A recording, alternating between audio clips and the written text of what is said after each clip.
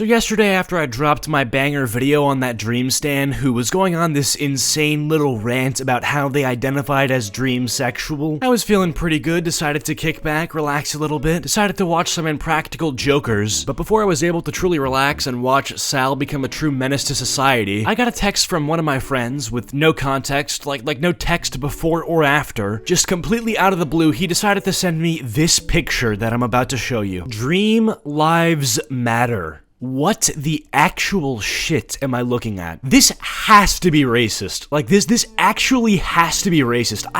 Can you imagine, right? Taking something like Black Lives Matter, a genuine movement, in order to call out horrifying acts of police brutality and racism in general, okay? Can you imagine taking something like that, you know, a movement that holds great significance to a lot of people, and turning it into propaganda for your own little neurodivergent cause or whatever? Anyways, I never gave a proper intro to this video. What's going on, guys? I hope you're all having a great evening, morning, whenever you're watching this. Hope you're doing okay. After watching the video that we watched yesterday, like I said about that girl who broke down claiming that she was dream sexual, I felt like I wanted to do some more digging and just look at some more content that shows how awful these dream stands can really be. So first, we are going to do some more touching on that Dream Lives Matter poster, because that is actually insane. A grown adult actually had to have made that poster on Photoshop for it to even exist in the first place. So that's just horrendously a sad truth. I mean, can you imagine paying $20 a month or however much a Photoshop license is, and pretty much using your Photoshop license that you're paying for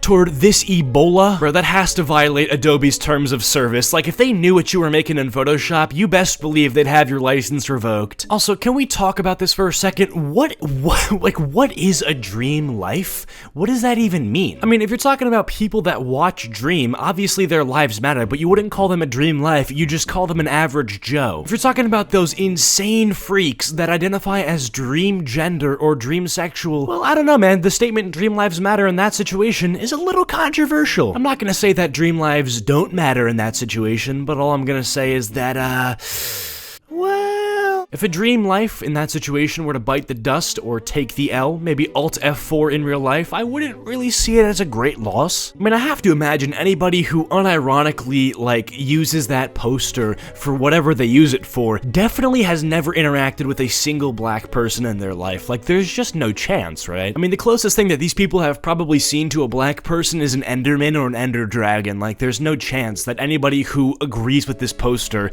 A, isn't racist, and B, has actually interacted with a black person. Anyways, going back to dream sexual for a second, because I never really understood fully what that even means. I've gotten some explanations to it, none of which I feel like truly explained to me what exactly this is. You know, I've heard from some people say that, oh yeah, dream sexual is just when, you know, you like his videos so much to the point where you would consider it an identity trait. Some people actually are like attracted to him, like they want to make love to this man.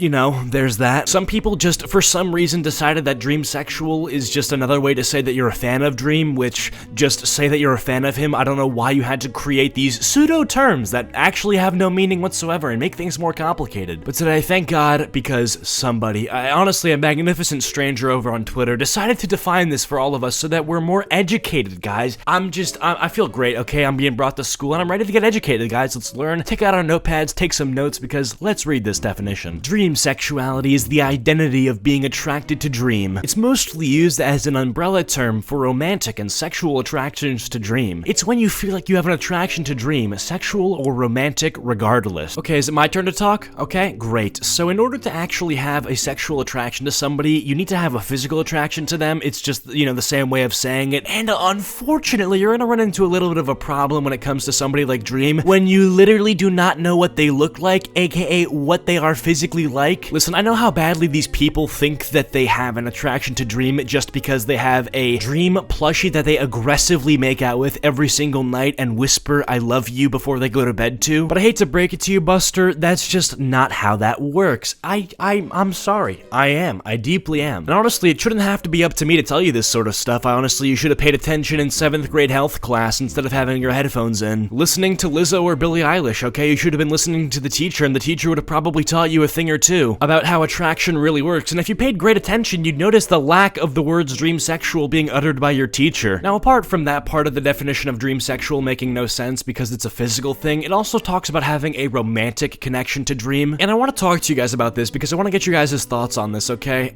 So there's actually this mental illness called schizophrenia, and for those of you who don't know what it is, it's basically this psychotic disorder that some people have, and I'm not in no way gonna try to make fun of people who have it, like it's a serious thing, and if you have it, I sympathize for you, I really do. It's horrible. A lot of people have hallucinations, you know, they frequently are paranoid. It's not good, like it's a very bad thing to have, but one of the symptoms of schizophrenia is this belief in false realities, okay? And one of the examples that they use as a symptom of schizophrenia is when somebody believes that they are in a committed relationship with a celebrity or a person that they've never met before in their life. That's obviously a very specific example, but doctors use general delusions like that in order to diagnose things like schizophrenia. But I don't want to say that this is, you know, a post made by a schizophrenic, right? What I think this is, you know, if it's not satire, which I don't think that it is somebody thinking that they're doing something good for, you know, a community or a certain group of people, when in all reality, they're just not. Anyways, moving on from that, somebody had actually emailed me this next thing that we're gonna look at here, which is a post that pretty much was made on the date of September 11th. So we got some trigger warnings: death,